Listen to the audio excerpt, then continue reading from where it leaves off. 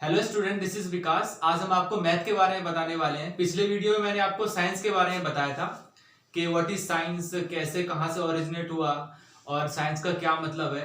आज मैं आपको बताऊंगा मैथ्स के बारे में और इसी तरीके से हम हर एक सब्जेक्ट्स को जो कि साइंस में आते हैं उसको हम कवर करेंगे। ओके, सो पहले हम देख लेते हैं मैथमेटिक्स। मैथमेटिक्स जो वर्ड है वो आया है मैथमा से। मैथमा एक ग्रीक वर्ड है। ग्रीक कहाँ पे? ये रोम में है। रोम की लैंग्वेज है ग्रीक। सो वहां से ये वर्ड आया है मैथमा। साइंस भी वहीं से आया था, पर वहां के एक रीजनल लैंग्वेज लैटियम से आया था, इसलिए हम उसको लैटिन वर्ड बोलते हैं। सो ये हमारा मैथमा हो गया। मैथमा मैथमेटिक्स का क्या मतलब है? नॉर्मली जो लोग हैं वो क्या समझते हैं कि मैथमेटिक्स का मतलब है कोई चीज काउंट करना। किसी चीज को भी हमने काउंट कर लिया, ऐड कर लिया, सब्ट्रैक्ट कर लिया, मल्टीप्लाई कर लिया, डिवाइड कर लिया, तो वो हमारा मैथमेटिक्स हो जाता है। पर बहुत सारे फिलोसोफर्स द्वारा जो कि मैथमेटिशियंस रह चुके हैं उनका अलग अलग मत है, अलग अलग जो है उनके डेफिनेशंस देते हैं वो। जैसे कि हमारा है पहला अंडरस्टैंडिंग और लर्निंग। ये सबसे ज्यादा प्रेवलेंट रहा है, इसलिए मैंने इसको लिखा है। और भी मैं आपको बताऊंगा कि अलग अलग मैथमेटिशियंस के क्या क्या डेफिनेशंस हैं। सो किसी भी चीज को अंडरस्टैंड करना ही हमारा मैथमेटिक्स है। तो ऐसा कहा जाता है जो मैथमेटिक्स आया है, देखो, तो सबसे पहले ये देख लेते हैं कि मैथमेटिक्स जो अंडरस्टैंडिंग है उसमें हम क्या क्या समझते हैं। तो शेप, क्वांटिटी और अरेंजमेंट्स ये यूनिवर्सली फॉलोड होती है।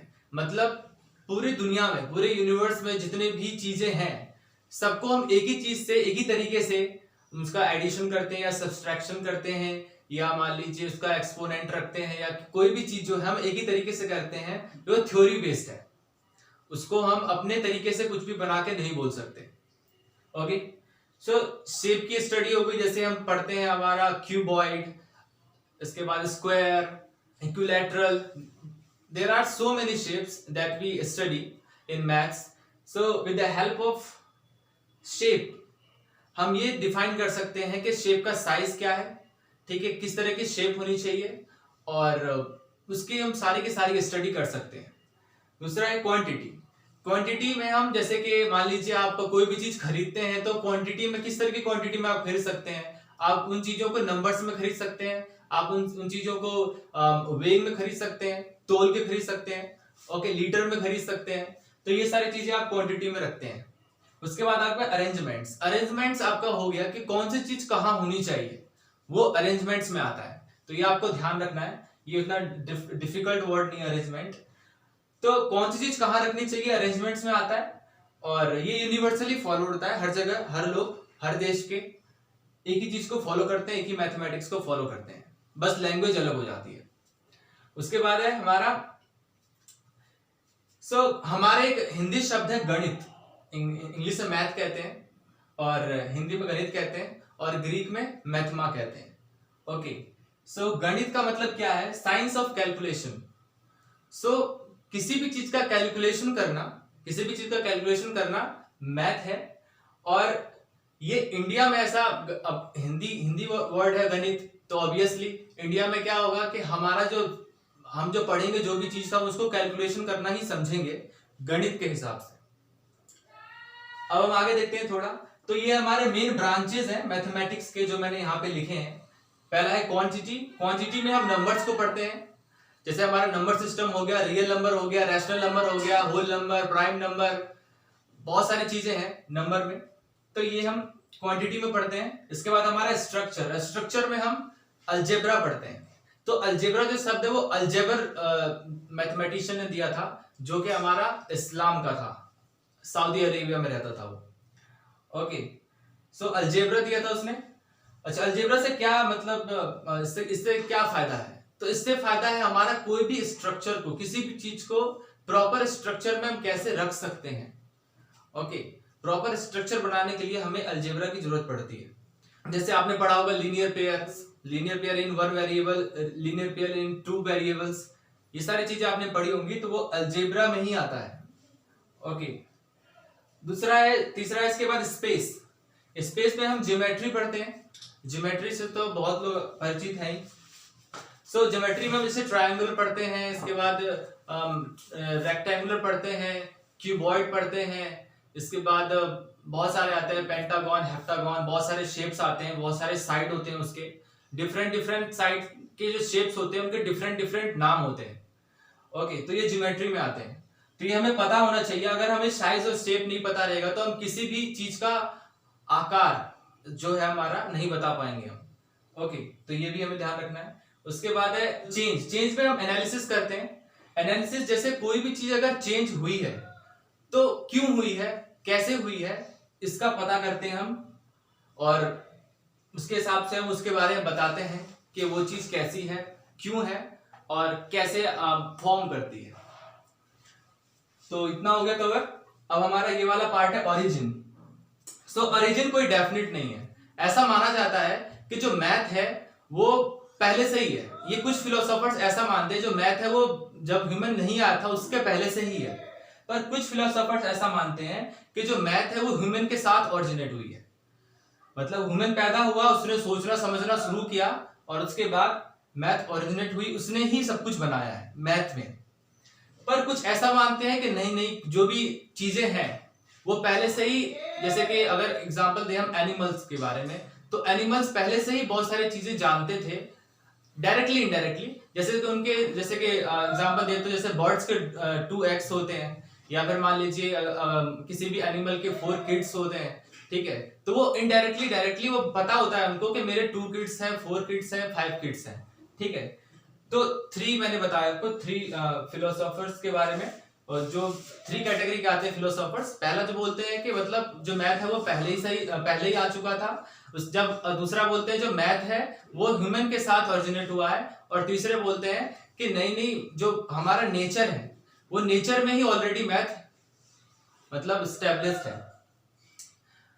अब देखिए क्या है कि before human but some scientist consider with human, जो मैंने आपको बता दिया। तो इसका एग्जांपल देते हुए बताते हैं कि अभी जो भी हम मैथमेटिक्स पढ़ते हैं उसकी हमारे पास बुक है, हमें पता है कि कौन सी चीज कैसे सॉल्व करनी है, कैसे फाइंड करनी है, बहुत आसान हो गया है। लेकिन पहले अगर हम 1870 बीसी की बात करें तो उस समय कोई बुक नहीं थी, बुक भी नहीं थी, और पता भी करना था कि पिरामिड कैसे बनाना है, तो ये बहुत डिफिकल्ट हो जाता हमारे लिए। पर उस समय भी इतना परफेक्ट तरीके से, अगर आप देखेंगे पिरामिड के बारे में कहा जाता है कि वो स्टार पे बेस्ड है। स्टार जो भी जहां भी स्टेब्लिश है आसमान में, उसके हिसाब से उसको फिक्स पोजीशन दिया गया है। और स्टार्स 2-3 पिरामिड जो है वो स्टार के एक साथ ही अलाइन करते हैं। आप पिरामिड के बारे में जब पढ़ेंगे तो उसको भी हम कवर करेंगे कभी फ्यूचर में टाइम मिला तो। उसके बाद है हमारा ये चाइना वॉल भी हमारा 220 बीसी में बना है। तो चाइना वॉल जब बना था लगभग उसका भी हो गया आपका 2500 साल पहले, 2500 ईयर्स अगो। सो वहां उस समय भी ये चीज बनी थी। तो कैसे बना लिया उन लोगों ने इतना लंबा चौड़ा, और पहली बात ही बहुत लंबी थी। और देखिए क्या होता है कि जब हम कोई भी चीज को बनाना स्टार्ट करते हैं हमें पता होना चाहिए कि मतलब कोई एक्स्ट्रा खर्चा ना हो।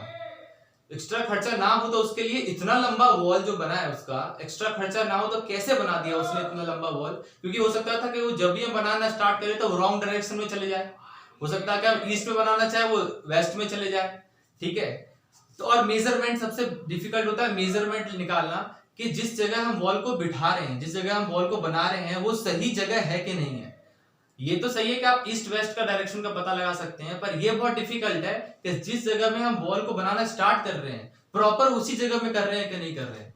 तो उससे हमारा खर्चा बढ़ भी सकता है और उससे हमारा खर्चा घट भी सकता है। पर उस समय उन लोगों को कोई दिक्कत नहीं आई, अब प्रॉपरली बन भी गया और अभी भी आप उसको देख सकते हैं, उसके बारे में जानकारी ले सकते हैं। तो और पिरामिड तो है ही, लगभग 4000 साल पहले बना है। और इसके बाद हमारा प्री हिस्टोरिक पीपल किस तरीके से, अच्छा ऐसा माना जाता है कि जैसे मैंने एक फिलोसोफर्स के बारे में बताया, कुछ फिलोसोफर्स का ऐसा मानना है कि जो भी ह्यूमन है, ह्यूमन को पहले से ही पता था डायरेक्टली और इनडायरेक्टली कि कैलकुलेट कैसे करते हैं, किस तरीके से कैलकुलेट करते हैं। हमें कैसे पता चला कि उनको डायरेक्टली इनडायरेक्टली पता था? क्योंकि उनको पता था कि भैया गर्मी कब आने वाली है, सर्दी कब आने वाली है, इसके बाद वर्षा कब आने वाली है, कौन सा मौसम किस समय आने वाला है, आज कौन सा दिन है, दिवाली कब है? देखिए दिवाली शुरू से ही मनाते आ रहे हैं हम, और परफेक्ट टाइम पे हम मनाते हैं। आज तो हमें डेट पता होता है कि मतलब चलो दिवाली कब मनाना है। आज से अगर 5000 साल पहले की बात करें या 4000 साल पहले की बात करें तो किसको पता था कि यही डेट है दिवाली मनाने के लिए? लेकिन हमें डायरेक्टली इनडायरेक्टली पता होता था, किसी ना किसी तरीके से हम उसको फाइंड आउट कर लेते थे। तो हमें पता होता था कि हमें डेज कैसे, मतलब डे के बारे में हमें पता होता था कि कौन सा मतलब कि कौन सा दिन है आज, कल कौन सा दिन है या कल कौन सा दिन था। सीजन्स के बारे में पता था, जैसे मैंने बताया विंटर सीजन, रेनी सीजन, इसके बाद समर सीजन। और ईयर्स के बारे में पता था। ईयर्स के बारे में कैसे पता था? देखिए हमें उस समय कैलकुलेट करना तो नहीं आता था, पर फिर भी हमें यह पता था कि पिछले साल जो हुआ है अगले साल किस तरह की चेंजेस होगी और उसके अगले साल किस तरह की चेंजेस होगी। ईयर्स का कोई नाम नहीं था पहली बात, कि अगला वर्ष आएगा, वर्ष नाम नहीं थे, ईयर्स कोई नाम नहीं थे। ठीक है, वो चेंजेस देखते थे कि इस साल इतना टाइम पीरियड रख लेते थे कि जैसे कि मान लीजिए स्टार्ट होता है आपका विंटर सीजन से एंड होता है विंटर सीजन पे ही, स्टार्टिंग के विंटर सीजन पे ही एंड होता है हमारा ईयर, होता है ना। तो जनवरी से लेके, और वहां भी मतलब विंटर सीजन होता है और यहाँ भी विंटर सीजन होता है। तो एक्यूरेट एक सीजन के हिसाब से हम एक्यूरेट पता कर सकते हैं कि हमारा एक साल बीत चुका है। हमें ईयर्स के बारे में अभी भी नहीं पता है, लेकिन हम सीजन के हिसाब से मौसम को देख के ये पता कर सकते हैं हमारा एक साल बीत चुका है, और उसके हिसाब से हम टाइम को, मतलब उस टाइम के बारे में पता करते थे। दूसरी चीज है कि कुछ लोग ऐसा कहते हैं कि पहले जो है टाइम जो लोग ऐसे देखते थे, यहाँ पे एक डंडी खड़ी कर दी, ठीक है, और यहाँ से मान लीजिए लंबी डंडी खड़ी, इसकी शैडो बनती थी इधर, ठीक है, और इसके हिसाब से टाइम का पता चल जाता था। पर ऐसा नहीं है, ये बहुत बाद में आया है, ठीक है। इससे पहले अच्छा किस तरह से पता करते थे लोग? सूरज की डायरेक्शन देख के पता करते थे, सूरज किधर है, जो हमारा सन है वो किधर है, उससे हमें पता चलता था कि टाइम क्या हो रहा है। ओके, तो मैंने आपको पहले वीडियो में थोड़ा सा डिस्क्राइब कर दिया था और थोड़ा सा सेगमेंट रह गया है, देख लेते हैं पहले। फ्रेडरिक जो मैथमेटिशियन थे एक, तो डेफिनेशन के हिसाब से बता रहा हूँ मैं किनका क्या क्या सोचना था। फ्रेडरिक कहते हैं जो मैथमेटिक है वो क्वीन ऑफ साइंस है। अच्छा, क्वीन ऑफ साइंस का मतलब क्या हुआ? तो क्वीन ऑफ साइंस का मतलब ये हो गया कि सबसे ऊपर, आप सिंपल भाषा में यही समझ लीजिए। सबसे ऊपर यही है, क्योंकि आप जो भी चीज, मान लीजिए आप साइंस में भी कुछ अगर पता करना चाहेंगे किसी चीज के बारे में, मान लीजिए केमिस्ट्री के बारे में, तो केमिस्ट्री में भी ले लीजिए, मैं एग्जांपल देता हूँ, जैसे मान लो आपको कोई नया सब्सटेंस बनाना है तो आपको प्रॉपर मात्रा में उस चीज को डालनी पड़ेगी, तभी तो प्रॉपर चीज बनेगी। नहीं तो आप तो कुछ भी डाल दोगे, कुछ भी फोड़ दोगे वहां पे आके, है ना। तो वहां भी मैथमेटिक्स काम करती है। अगर आप फिजिक्स में लो तो फिजिक्स में भी मैथमेटिक्स काम करती है। कैसे काम करती है? जैसे कि आप फिजिक्स में एक मोशन का मैं एग्जांपल देता हूँ। अगर आपको मोशन के बारे में पता करना हो तो आप क्या करोगे? आप डिस्टेंस मेजर करोगे, डिस्टेंस कितनी है, स्पीड कितनी है ना, ये सारी चीजें आप मेजर करोगे। आप डायरेक्ट ही पता नहीं कर सकते कि कितना मोशन हो रहा है। इसके वजह से बहुत सारी चीजें जैसे डिस्प्लेसमेंट है, बहुत सारी चीजें आपको पढ़नी पड़ती है। तो फिजिक्स में भी आ गया मेजरमेंट, ठीक है, आपको मेजर करना पड़ेगा, आपको मात्रा के बारे में पता करना पड़ेगा, उसी के बाद आप उसको एक्सप्लेन कर सकते हो प्रॉपर्ली। उसके बाद बायोलॉजी में भी ले लो।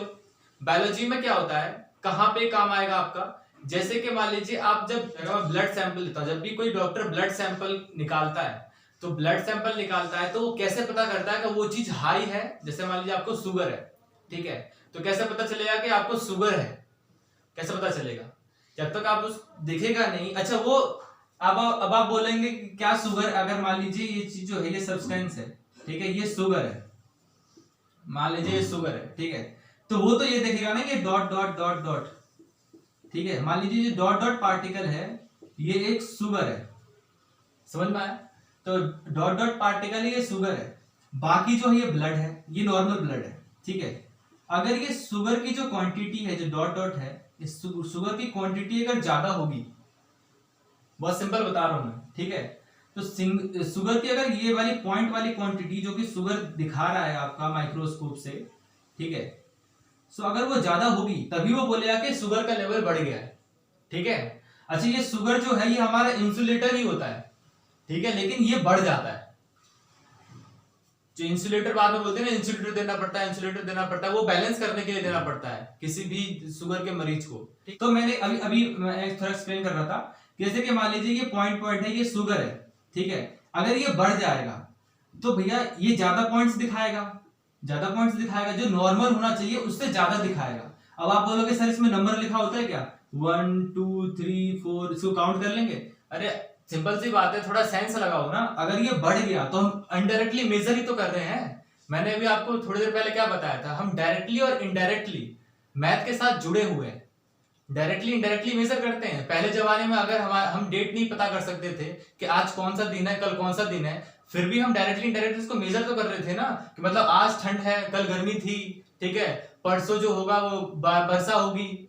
डायरेक्टली इनडायरेक्टली मेजर कर रहे थे ना, तो इसी तरीके से हम डायरेक्टली इनडायरेक्टली मेजर करते हैं। तो हम देखते हैं कि इसकी क्वांटिटी ज्यादा है, मतलब क्वांटिटी इतनी होनी चाहिए तो क्वांटिटी इतनी है, तो मेजर ही तो हुआ है कि नहीं।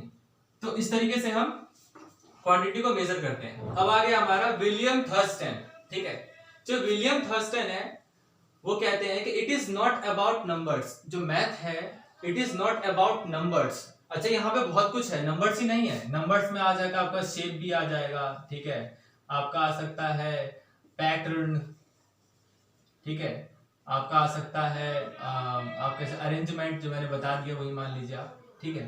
तो बहुत सारी चीजें हैं मैथ में जो भी आप पढ़ते हैं, तो समहाउ और दी अदर ये क्या है कि नंबर से ही तो जुड़ा हुआ है। शेप कितना बड़ा होगा हम इसको नापेंगे ही ना, तो नंबर ही तो हुआ ना वो, तो इसलिए मैंने इसको नंबर लिख के छोड़ दिया, ठीक है। तो it is not about numbers, ठीक है, इट इज अबाउट अंडरस्टैंडिंग। तो वो सब्जी बेचने वाला आ गया था, तो इसलिए हमें कैमरा बंद करना पड़ा।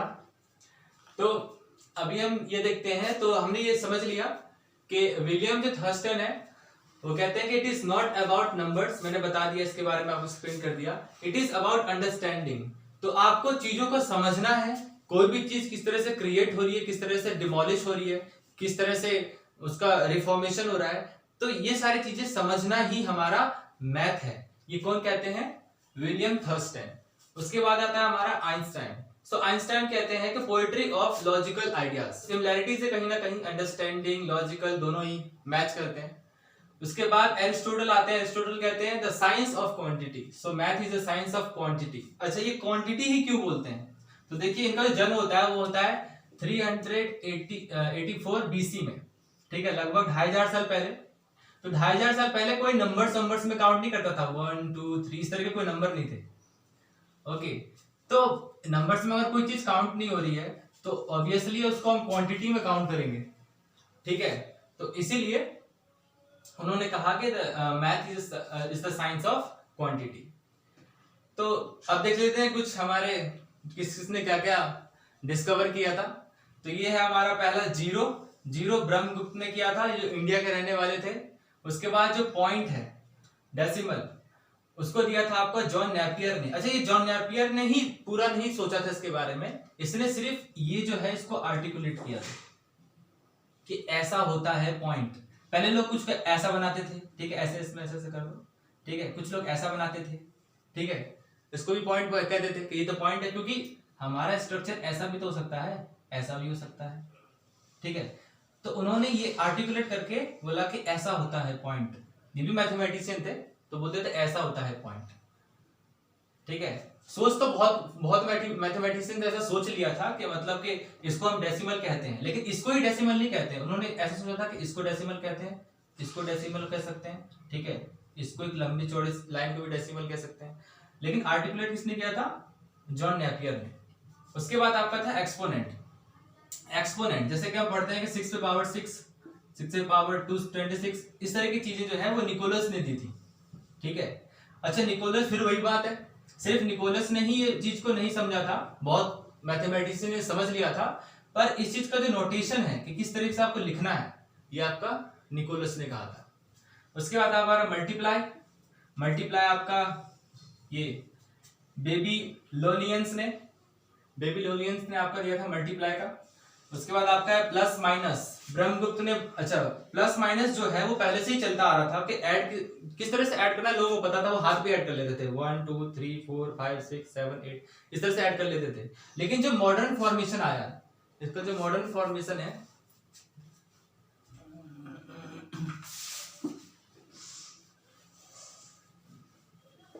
तो तो इसका जो मॉडर्न फॉर्मेशन है, मॉडर्न फॉर्मेशन का मतलब हुआ जैसे आप ऐसे करके ऐड करते हैं, ऐसे मान लीजिए इस तरीके से जो ऐड करते हैं, इस तरीके से ऐड करना, ठीक है, ये आपका ब्रह्मगुप्त ने बोला था, ठीक है। इस तरीके से ऐड करते हैं, एडिशन ऐसे करते हैं इस तरीके से, और बाकी पहले भी था ये, लेकिन जो मॉडर्न जो इनका मतलब किस तरह से ऐड करना इन्होंने बताया था, और माइनस भी इन्होंने बताया था कि इस तरीके से हम सब्सट्रैक्ट करते हैं, ओके। उसके बाद हमारा डिवाइड किस तरह से करते हैं, डिवाइड तो सिंबल है वो किसने दिया था, गॉटफ्रीड ने, ओके। इसके बाद लास्ट है हमारा, ये मैंने लास्ट में से लिखा क्योंकि रिमाइंड रहे आपको हमेशा, ये बहुत लोग देखो कुछ आए ना आए ये जरूर पूछ लेते हैं, अच्छा मैथमेटिक्स पढ़ते हो, बताओ कि इसके फादर कौन थे, ठीक है, आपको पता होना चाहिए। सो आर्किमिडीज थे, आर्किमिडीज ने बहुत सारी थ्योरीज दी मैथ्स में, बहुत सारी चीजों को उन्होंने समझा, बहुत सारे मतलब के स्ट्रक्चर्स बनाए, उन्होंने सब चीज में हाथ डाला था, फादर इसलिए कहा जाता है उन्होंने सब चीज में हाथ डाला था, मल्टीप्लाई, डिवाइड, इसके बाद डेसिमल, एक्सपेंशन, इसके बाद अलजेब्रा, सब चीज में थोड़ा थोड़ा कंट्रीब्यूशन दिया था, तो इसीलिए इनको फादर ऑफ मैथ कहा जाता है, ओके। सो मैथ्स के बारे में आज इतना ही, अगले वीडियोस में थोड़ा कुछ अलग देखेंगे, कुछ अलग समझेंगे।